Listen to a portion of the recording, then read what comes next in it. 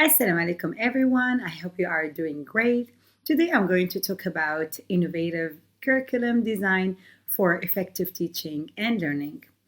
At first, I'm going to introduce myself and my professional context. My name is Yana Habuz and I have been teaching since 2005. And I have gained many experience in different countries, mainly in three countries like Syria, Turkey, and Emirates. And I have teaching various grades levels. I was teaching like grade 1, grade 2, grade 5, and but my majority of my experience has been in the UAE, where I have worked as a homeroom teacher for KG2 students. Additionally, I served as a kindergarten team leader for 5 years. On this slide, I will talk about the core philosophies behind curriculum design and how they connect to my experience as a teacher in an American school curriculum. Different educational philosophies influence how we approach the curriculum. Essentialism focuses on structures, content rich approach, making sure that students build a strong base of knowledge. On the other hand, progressivism encourages exploration and lets student interests in guiding their learning. Restructurism pushes learners to think critically about their real world or the world around issues and become active citizens. Curricula are not just the things we are teaching them at school, because we have different types of curriculum. There are the formal curriculum that includes subjects and objectives and standards we explicitly teach. And there is the informal curriculum, which includes learning through clubs, activities, and peer interactions. And we have also the hidden curriculum, that refers to the values and expectations students are going to pick up without being directly taught. We can add also the null curriculum, which highlights what's left out, things we are not going to teach, but they still have that value and send a message. According to Ernest and Hankins 2017, curriculum design is about internationally organizing learning to meet educational goals. This helps make learning consistent, equitable, and meaningful for all the students. In my setting, in my job or in my work, I'm working for sure in American school international curriculum. I see a blend of essentialist structure like standards and objectives with a progressivist spirit. I follow clear learning goals, but also I include open ended projects and discussions to promote critical thinking. This mix really helps drive students and school improvement and keeps students engaged all the time. This slide will present a critical analysis of three curriculum theories and how I apply them in my practices, in my teaching practices. First of all, I'm going to talk about Taylor's Rational 1949. This theory is goal oriented and emphasizes defining objectives, selecting learning experiences, and evaluating the outcomes. In my practice, I use this model to structure units with clear learning goals, particularly when preparing students for standardized assessments. Second of all, I'm going to talk about Taba's model, 1962. It encourages teacher led curriculum development through inductive reasoning. I find this very effective when designing interdisciplinary projects as it allows me to adapt content based on student needs and classroom observations. The last one I'm going to talk about, or finally, I'm going to talk about Wiggins and McTighe's theory 2021, which I applied it a lot like lately during this year. It's okay, it's very important nowadays because it's backward design promotes planning with the end in mind. I begin by identifying desired results, then determine acceptable evidence before designing the instructional activities. This helps ensure alignment between learning objectives and assessments. The three models, enhance my planning and allow me to differentiate instruction, improving both students and student engagement and academic achievement in the American curriculum setting. Now I will move to talk about curriculum practices in my institution.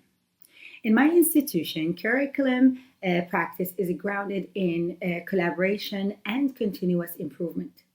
Teachers are actively involved in designing units during structured planning sessions. We regularly meet to review and adjust our strategies based on student data and feedback. Leadership follows a distributed model where decision making is shared, allowing for innovation and accountability at all levels. This inclusive approach ensures our curriculum remains relevant and aligned with the UAE or Emirates national curriculum, which emphasizes on competency-based or on competency education and holistic student development. It also fosters teacher growth, autonomy, and culture of reflective practices. After talking and explaining about curriculum practices in my institution in the previous slide, I will show you how I apply various curriculum models in my planning and teaching practices.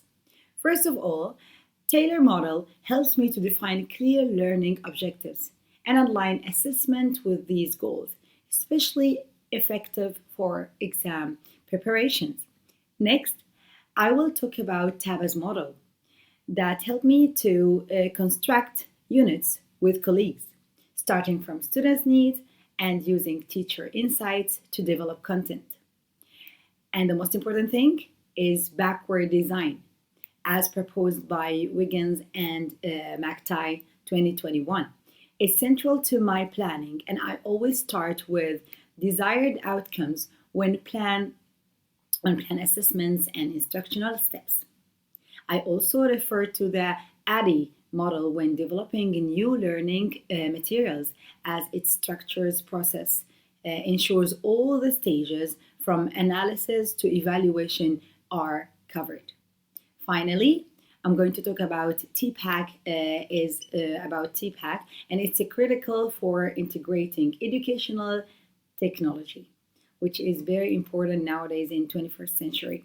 I consider how content pedagogy and tech tools interest to create meaningful and engaging lessons. Okay, and these models support a balanced, flexible approach to curriculum planning aligned with both student needs and curriculum standards. After finished talking about curriculum design and models, I have to put a big spotlight on instructional and assessment strategies in my contest. I use a range of instructional strategies to promote student engagement and deeper understanding. These include active learning techniques such as group work, discussions, and project based learning, as well as blended learning that combines digital tools with face to face instruction. Assessment is both formative and summative. Formative tools like online quizzes, focus assessment, think pair share, and student reflections help me monitor progress and adjust instruction. Summative assessments, including tests, presentations, and research projects that evaluate and master at the end of the units. I also use differentiation to meet the needs of all students and learners, tailoring content and tasks based on ability levels, learning preferences, and formative data. All instructional and assessment strategies are aligned with the Emirates national curriculum, which emphasizes critical thinking, collaboration, and competency-based learning outcomes. Educational technology plays a vital role in both curriculum planning and delivery in my context. For planning, I use collaborative tools like Google Docs and learning management systems. We are using like Rubicon Atlas in my school to co-create lesson plans and store resources.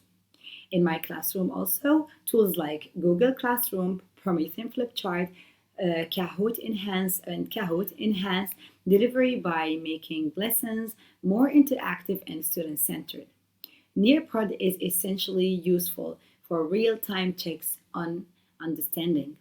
These digital tools are allowing me to differentiate instructions and provide instant feedback, creating more personalized learning experiences.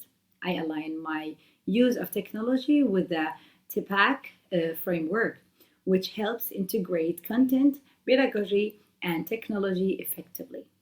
This approach also supports the Emirates National Curriculum's focus on building students' digital competencies and preparing them for the tech citizen in the future. Reflecting on the impact of my curriculum practices, I have observed significant improvement in student outcomes. Academic performances has increased, with students showing better results in both formative and summative assessments. Technology integration also and student-centered strategies have boosted motivation and the classroom engagement.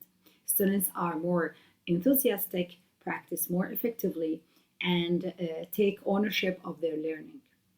I have also seen measurable development in key skills such as critical thinking, digital literacy, and collaboration.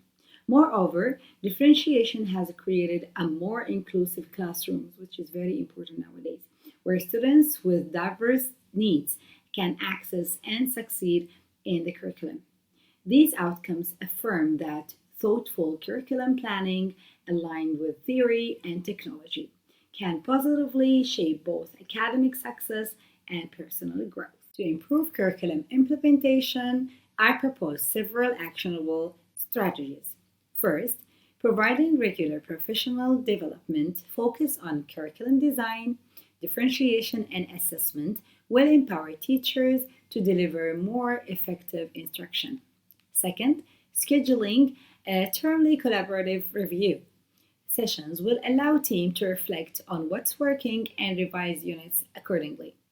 Third, using a student assessment data consistently can enable teachers to inform targeted instruction and help them to close the learning gaps. Fourth, enhancing technology integration with platforms like Nearpod and Google Forms can support differentiated learning and increase student engagement. Finally, involving students in giving feedback about content and delivery method will help ensure the curriculum remains relevant and responsive. Together, these steps can build a more adaptive, inclusive, and effective, aligned with both instructional goals and the Emirates National Curriculum. In conclusion, the future of curriculum design is deeply intertwined with e learning and educational innovation. E learning is no longer a temporary solution, it's becoming a permanent, flexible, interactive that supports self paced and inclusive learning. Artificial intelligence also is enabling personalized learning experiences where content adapts to students' needs and real time.